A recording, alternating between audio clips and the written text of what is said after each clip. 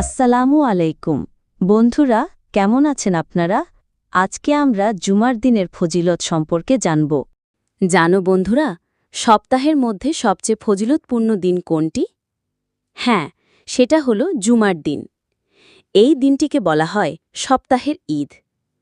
রাসূলুল্লাহ সাল্লাল্লাহু আলাইহি ওয়াসাল্লাম বলেছেন, সূর্য যেদিন উঠেছে তার মধ্যে সবচেয়ে উত্তম দিন হল জুমার দিন। আল্লাহ তাআলা এই দিনে অনেক বরকত আর রহমত পাঠান। তাই বন্ধু, জুমার দিন যেন কখনো হেলায় হারিয়ে না যায়। পরের পর্বে আমরা জানব জুমার দিনের আমলসমূহ।